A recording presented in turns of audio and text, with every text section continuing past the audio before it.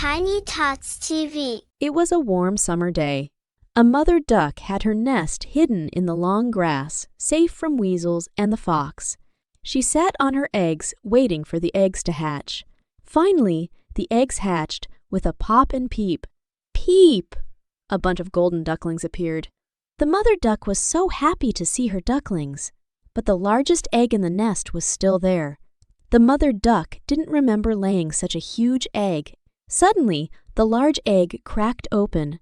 The baby bird was big, gray, and ugly. He had huge feet and a broad beak and didn't look like a duckling. Other ducklings don't like him as he was ugly.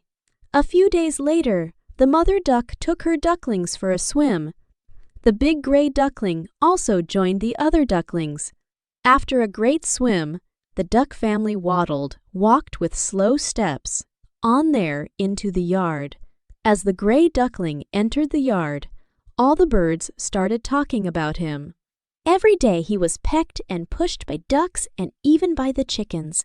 One day, the poor ugly duckling couldn't take it anymore, so he ran far away from his home. At last, he ended up in a swamp where only wild ducks lived. The wild ducks told him, "You're an ugly fellow. You cannot stay here. Go away." The duckling moved away from those ducks. The poor duckling felt very lonely. He didn't even move from that place. As it was winter, the water was so cold, and he got stuck in the swamp as it froze.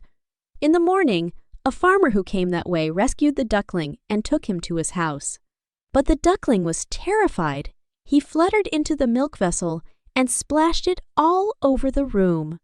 The farmer's wife got furious and chased him out into the cold. The duckling went back to the swamp. He spent a long and lonely winter struggling to survive. At last, the snow melted away. It was spring, and the duckling was big and stronger than before. He flew high in the air, and he landed by a lovely lake surrounded by magnificent, white, and graceful swans. The ugly duckling thought that if the swans see him, they will also make fun of his appearance. He was ashamed of himself and bowed his head low. When he bent his head, he saw his reflection in the water and was astonished. His ugly feathers were now snowy white.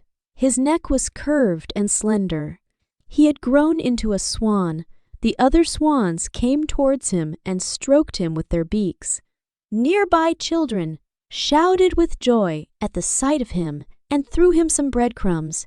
He felt very happy to be with his friends.